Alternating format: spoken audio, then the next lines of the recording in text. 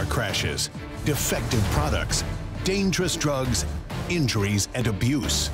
Across the state of Alabama, the attorneys, proudly sponsored by the law firm of Hollis, Wright, are here to serve you. Your tough legal questions answered by our experts with host David Lamb and the attorneys of Hollis, Wright. Good evening and welcome into the attorneys. Thank you for joining us tonight. An interesting panel we've got lined up for you and a great conversation. Would love to have you be a part of the show tonight. The best way for you to do so, that information at the bottom of the screen all throughout the program tonight. Also, don't forget Hollis Wright makes available attorneys who are standing by live. That's a free, off-air, and confidential conversation. 844-LAW-TALK. 844-LAW-TALK is the number to know. Leading our conversation, partner at the firm of Hollis, Wright, Carter Clay. How are you, sir? I'm doing great, David. Hope you're doing well. I'm doing well. Thank you very much. Yeah, we've got a familiar guest with us tonight. Glad to have John Lentine back. He's been practicing in the area of criminal law for over 3 decades. I know he loves to hear that, but he's been representing individuals charged with crimes throughout his entire career. He is always a wealth of knowledge when he comes onto the show. John, we're really glad to have you back. Looking forward to the information you have tonight to share with the viewers. Let me tell you, it's always a privilege to be here with you all. You know, I've been on the show a lot of times over the years, but it's always great to be here and have a chance to answer any kind of questions to help people along. Well, it's great to have you back. I mean, obviously the format of the show is to try and provide the general public or the viewers with information about various legal topics, and obviously criminal law matters to a lot of individuals who have been charged with crimes, and just as importantly, it matters to the family and friends of those individuals who are obviously very scared for that particular loved one. Absolutely, because no one expects anything like this to ever happen. When it does, especially to somebody who's never been involved in the criminal justice system, it's terrifying. Yeah. And you have to have an attorney, and you have to have lawyers who know what they're doing in helping you through that system. Well, over 3 decades, I imagine within the criminal law context, your practice or concentration has probably changed a little bit over the years. But what are you up to right now in terms of the types of individuals that you're representing? Tell us a little bit about your firm. Sure. We do both federal, state, and municipal criminal defense all over the state. We have cases as far as Huntsville down to Mobile and anywhere in the middle. My firm is Sheffield and Lentine. My law partner is Wendell Sheffield and Christopher Daniel. We have an associate named Anthony Bowling, and our newest associate is John Campbell Lentine, who is my son, who has just passed the bar in April and just joined the firm. Congratulations. Thank you. That's awesome. Well, I guess that's a great jumping off point, because you mentioned federal, state, and municipal. And so I think for the viewers, it would be helpful for them to kind of understand what are the potential court systems that they may find themselves involved in if they or a loved one are charged with a crime. Well, that's pretty wide. So let's start off with municipalities. Most municipalities in the state of Alabama have a court system for that municipality. They generally deal with misdemeanors that occur within that municipality, or traffic tickets or motor vehicle related violations within that municipality. We have 67 counties in Alabama, and each one has its own judicial system, a district court and a circuit court. They handle both felonies and misdemeanor offenses in those particular counties. Some counties share judges, so we'll have judges still on a rotation who will go from county to county. Jefferson County has a subdivision of the criminal side and the civil side. We have a separate judges who do civil work and separate judges who do the criminal cases. The federal side, we have 3 federal districts in Alabama, the southern, middle, and the northern, and we're in the northern district. And they handle any federal offense that occurs from around the Tuscaloosa line all the way up to Huntsville and to the edge of the state and across. So they handle all federal offenses that occur within that particular district.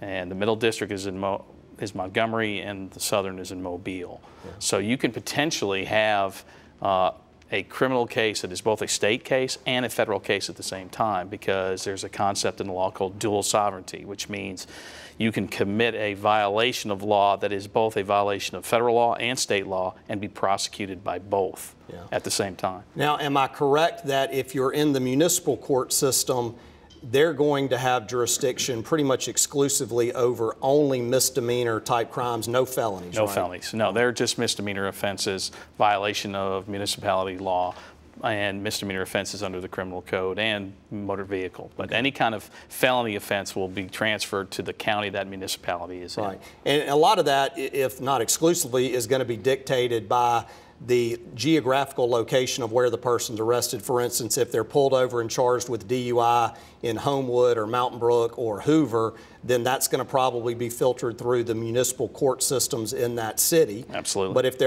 they're arrested outside the city limits, it's going to be run through the district court system of that particular county. That's correct. If the sheriff's department makes an arrest outside a municipality, that case will go to the district court of that particular county. Same thing with a trooper. If you're pulled over by a trooper and you're outside, it'll go to whatever county, generally whatever county that ticket arose in. Yeah. So. Now, lawyers tend to take terms for granted. Sure. We just assume that everybody understands what these types of terms involve. I think generally people are familiar with the terms misdemeanor Sure. and felony, but describe for the viewers what really distinguishes those two criminal charges. It's the punishment that can be imposed. A misdemeanor, we have 3 different types of misdemeanors, A, B, and C, and then we have what's called violations, and they all have a separate length of punishment.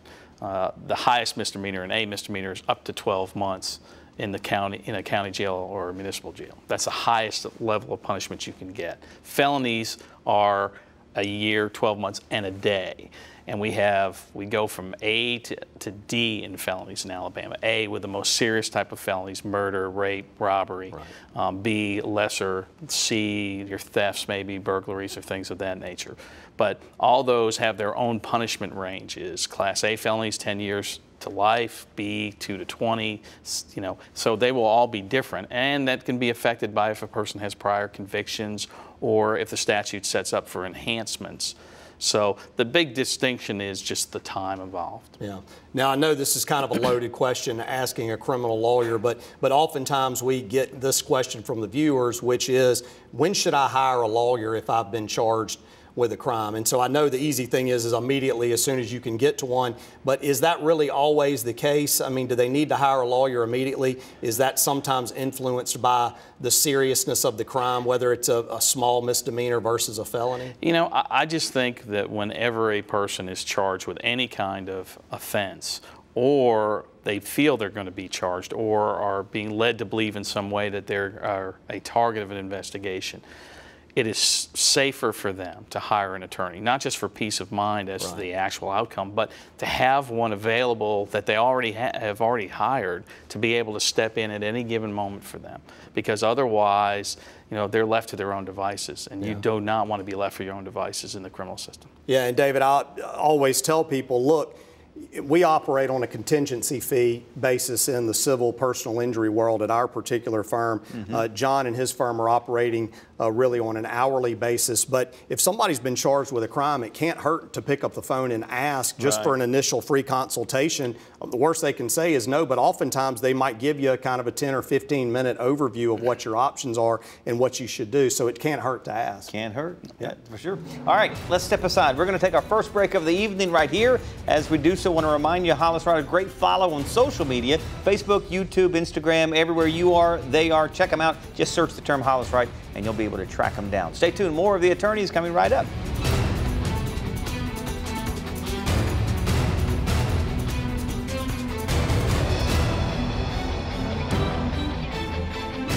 I'm Josh Wright with the law firm of Hollis Wright, a personal injury law firm, and thank you for watching The Attorneys.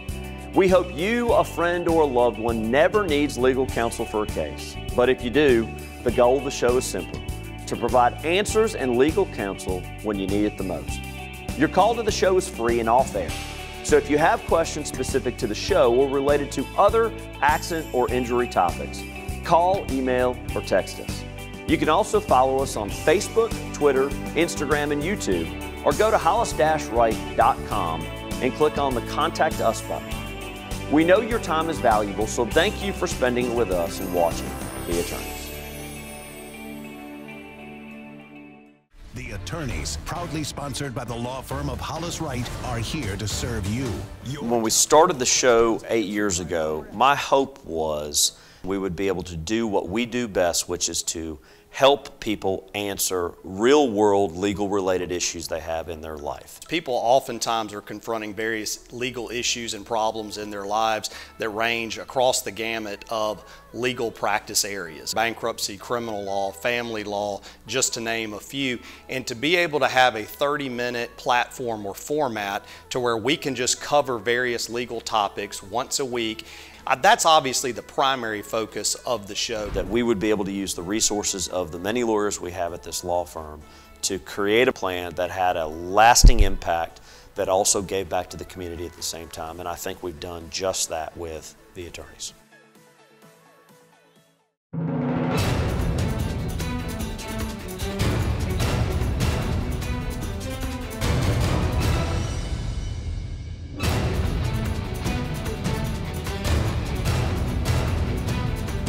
Welcome back into the attorneys. Don't forget 844-LAW-TALK. That's the number you need to know anytime, but especially tonight if you want to speak with an attorney from Hollis, Wright, who is standing by to speak with you. Question we've got here before I get back to the conversation. If I'm charged with a crime in Alabama, is there a way to get it off my record?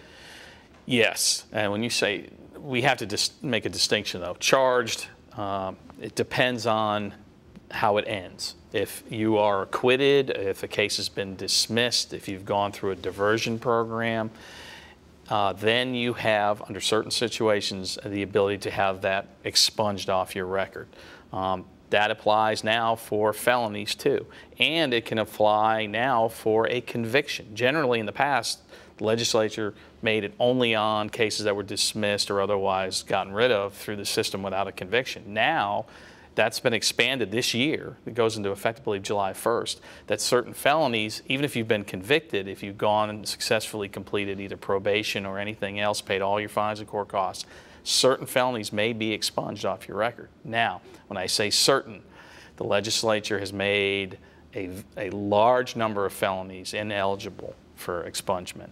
But if you've had a case dismissed or you've gone through a diversion program and the case was ultimately dismissed, if you were acquitted at trial, and you have this out there that hasn't been expunged, you should need to contact an attorney if you want to get that taken off your record. Yeah, I think this is a very good question, because when we do our phone banks that we do once every couple of months, we get a lot of criminal law questions, and one of the questions that we get is about expungement. And of course, me not practicing criminal law, didn't know all the inner details about this, but I think the one thing that needs to be made clear is that if you plead guilty or if you are convicted at trial, you cannot get it expunged, correct? Well, now that's changed a little bit. It has changed a little bit? It has changed a little bit, because the new law allows certain felony and misdemeanor convictions that you pled guilty to be expunged. But the key is it's a very narrow group that are allowed to do that. And this law will go into effect on July 1st. Okay, so that really is brand new. It is. But historically speaking, I'm correct that you could only get charges and arrest expunged if you either were found not guilty or had it dismissed. That's right. Because we used to get that question a lot, but that's interesting. I didn't know, so I'm learning something too tonight. Well, most lawyers are just now learning it because it just got passed by the legislature. The governor signed it. It's going into effect July 1st. So we're all lawyers who do expungement work are going over it with a fine-tooth comb to make sure that when people call, they know. And for clients that they've had who may have been convicted of something and gone through everything they were supposed to do, paid fines, court costs, gone through probation successfully, and met all the requirements, that their convictions now may be subject to expungement. Right. One other question we often get is, to what extent do I have to respond or cooperate with a police officer if I am either stopped while driving my vehicle, or I'm stopped walking on the sidewalk, or they come to knock on my house? Like, what level of cooperation and communication does the law require me to have, and what don't I have to do? All right, let's go backwards. First one, for a search. If the police come to your house and say, Carter, I want to search your house, and they don't have a search warrant, you're under no obligation to give them consent to come into your house. You can say, thank you very much, I hope you have a nice day, and shut the door, which is what I would tell people to do. You're under no requirement, legal requirement, to give consent to search your home if the police do not have a warrant to search your house. When you're pulled over on a motor vehicle, depending on what you're pulled over for, whether it's speeding or otherwise, the police are going to ask for your license, your registration. You are required at that point to provide that kind of information to them in regard to a stop under that kind of scenario. If you're walking down the street and a police officer just walks up to you and said, "What are you doing here? What's your name?" You're not under an obligation under our law to necessarily provide any more information than your name and maybe your address. But the way that the law is that if a police officer believes that you have done something or are about to do something criminal in nature, he or she has the right to ask you for your name, your address, and what you're doing there. But just to come on the street to accost you and just start questioning you, you have no obligation to talk to them. None. And I always tell my, anybody, if they say, "Well, what do I do if an officer just starts talking to me?" I said, "Do you want to talk to him?" And they said, "No." I said, "Then turn and walk away." Walk away. Or just say, "Am I being detained in some way?" And if they tell you no, then just leave. Just say, "Thank you, have a nice day." But I will tell you, everybody, this: if they are asked for their name, give your real name. Give your real. Never a good policy to tell. Never give the police any information right at front that's not verifiable as being you, because you have just created a criminal offense for yourself. Now, I know we have all had teenage children. I've still got teenage children. And I'm not saying this happened to me, but I have heard that sometimes teenagers will have parties at their house. All right, so let's change the hypothetical where the cops comes to the door, knocks on the door, and you just come there, that there is a loud party going on inside, maybe suspicion of minors consuming alcohol. The house scenario that you described earlier in terms of the police officer either coming in or you giving consent, does that change if the police officer has a suspicion of criminal activity going on inside the house? I would suggest that they would have to have more than just that they're being told that there's loud music. If they went to the area and they heard loud music, then what I expect most officers would do is knock on the door. The person would come to the door, hopefully the parent, and they'd say, "Look, your music's too loud. You just need to turn it down. We're getting complaints." Most officers are not going to say, "Hey, can we come in the house and take a look around?" Right. And the idea that there may be a party going on in and of itself doesn't give the police a right to just, walk into the house and start searching for minors in possession of alcohol. If they see somebody out in the front yard in their plain view or otherwise that appears to be drinking, or if they get a call that people see that, then that's going to create more of an issue. Yeah, there was a situation a couple of years ago, I don't know if you were involved in it from a lawyer perspective, but I'm sure you're familiar with it, in Tuscaloosa, where it was videotaped involving a police officer coming to an apartment, and apparently the young individual there knew his rights and said, "No, you're not coming in the apartment," and the cop didn't take no for an answer, and I think ultimately resulted in him pulling the individual out of the apartment into the common areas. It was videotaped, very ugly scene, but I think that individual probably was exercising his right correctly, and the police officer just was probably frustrated that he wasn't allowed to come inside, or the individual was not stepping outside. So that was interesting. Lawyers call it what we call contempt of cop, and there is no crime called contempt of cop. Although some police officers believe that if you do not do exactly what they want you to do at any given moment, or if you either ask them questions or backtalk them, that you are automatically a criminal. Yeah. And that's a shame. I know we're going to a break, but I want to tease the audience or the viewers. I know they've probably seen a red book sitting here. So when we come back, I'm going to ask John what he brought us. Okay. It may take both of y'all to lift that. That's a big old book. Stay tuned. More of The Attorneys coming right up. Stay with us.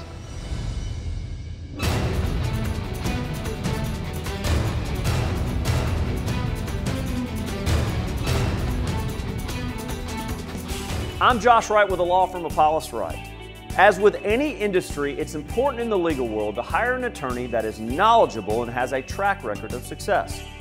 But with so many attorneys out there and so many different types of cases, how does someone decide the right lawyer to hire? In this week's Legal 4-in-1, we're answering the question, what should I consider in hiring an attorney? In-state versus out-of-state, big firm or little firm, recommendations from friends or family, the internet, the phone book, or TV. With so many choices and so much information, it can be an overwhelming task trying to make the right decision. To complicate things, choosing a lawyer is an important and sometimes life-affecting decision and should not be taken lightly. So how do you select an attorney? First, do your research. Look the firm up on the internet. Learn about the cases they handle and the results they get. Second, Find out what clients are saying about the firm. Many websites provide client testimonials or have a star ranking system.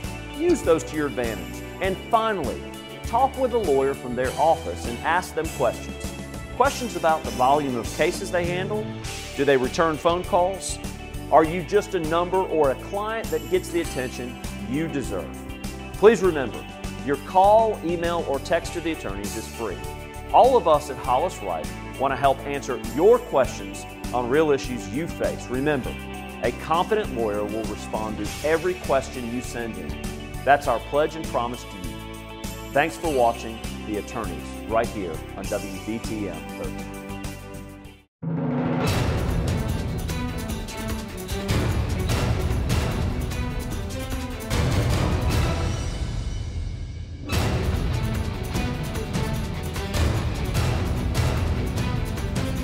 Welcome back into The Attorneys. About 7 minutes remaining in the show, so if you want to take advantage of the opportunity to speak with attorneys from Hollis Wright, standing by live, that number 844-LAW-TALK, you got about 7 minutes left to do so. Carter? Our guests oftentimes don't bring exhibits with them on the show, but tonight we do have one. John brought a red book here, and John, why don't you tell the viewers exactly what you brought and kind of give them some context to the area of law that you practice. Sure. You know, I've been coming on the show for many years now, and you've had other lawyers who do criminal law. No one's ever brought the Code of Alabama in, and this is the Criminal Code of Alabama. It's called Title 13A, and this contains, it's about a 900-page book, and this contains virtually all the criminal offenses in Alabama. And I say virtually all but for the motor vehicle violations and other criminal offenses that are in other parts of the code. But you can think about that for a minute. That's 900 pages of different offenses in Alabama. It just gives you a sort of a thumbnail sketch of what's out there and how easy it is to be charged with almost anything these days. And that's criminal law in the state of Alabama. Yep. What if we applied the federal criminal law? What types of books would we have on our table here? Well, if I was thinking about bringing in the federal criminal code, but I probably would need one of my other lawyers to help me carry it. Right. It is about twice the size. Title 18 usually of the federal criminal code contains most of the criminal offenses. It's about 1,500, 1,800 pages of federal offenses, and that's not all of them. That's just a portion of them. Yeah, and what's interesting about that is that this book and the federal criminal code, those are just the statutory codes setting out the laws. There's a whole body of case law that would fill up this entire studio of interpreting judicial interpretations of this law. Absolutely, for both. So, I just wanted to bring it so people actually got to see what the criminal code that lawyers operate off of, at least in this state. It is that large. It changes every year, and we get more and more laws every year. So I would think that's not like a beach read you would recommend there. So do you just use that when you... Like, how do you all use that book? Well, if a person comes in, they're charged with a particular offense, and they want to know what the elements of the offense are. That will be in there. It will also show whether or not there's a particular punishment and what the punishment range is for that. Okay. Have you ever heard of the filibuster of the U.S. Senate? You're talking about them standing up reading the phone book? They could stand up and read the Alabama Code book as well. You'd cover a lot of time. That's right. Yeah. All right, let's jump into Miranda warnings. That's always a hot topic on the show. We get a lot of questions about that. What is the Miranda warning? When are law enforcement officers required to give it? Miranda warning came out of a case called Miranda versus Arizona, which was decided in the early 60s in the Warren Court. Basically, it says that if the police wish to interrogate you after you're in custody, that before they can interrogate you, ask you questions in regard to an offense or otherwise, they have to provide you with your Miranda warnings, which are basically that you have a right to remain silent, not to talk. You have a right to counsel. You have a right to counsel to be present. And that you can, that you can waive your Miranda rights and speak to them. Miranda really applies if a person is about to be arrested or if it's in custody, which means they're not free to leave, or they're in a custodial situation, such as being surrounded by the police at some point in time where they don't feel like they can leave and being subjected to questions. But mostly you see after an arrest, a person is brought in to an interrogation room, read their Miranda rights. If they waive their rights, anything they say can be used against them. If they invoke their Miranda rights and their right to remain silent or right to counsel, then the police have to step back and not speak to them. Everybody has a misconception, and I get this a lot, where I've been arrested and they didn't read me my Miranda rights, so the case is going to be dismissed. And unfortunately, no, it's not necessarily like that. If they question you without reading you Miranda or your rights, or without going through what's required, then whatever you told them may not be admissible against you in the case in chief by the prosecution. Yeah. But it doesn't invalidate the arrest necessarily. So on these TV shows, when they're bringing in these individuals, they ask them to come into the police station and talk to them. It's always interesting to me that the person that's being interviewed, they might say, am I free to leave? Mm-hmm. And they say, yes, you are. So if I'm understanding you correctly, unless you're in a custodial situation where you've been arrested or you're not free to leave, even if they suspect that you're the one that committed the crime, as long as you're free to leave and you're not in custody, they don't have to read you the Miranda rights. No, if they just bring you in to question you, and and it's not a custodial situation, we have that a lot where if somebody's injured and they're interviewed in a hospital room, if they're not handcuffed to the bed, even though they may not be able to leave, as long as that environment is that they're free to leave, then you should. And as I tell everybody, if the police call you up and say, hey, we'd like to have an interview, unless you applied for a job, I wouldn't be going down for an interview. So. Yeah. Well, it's always interesting because when people are in there, do they have the right, if they think they're accusing me of a crime, to say, time out, I want to talk to a lawyer? Absolutely. Yeah. They can invoke their right to counsel at any time, say, I'm not going to speak anymore without a lawyer present, and that ends it.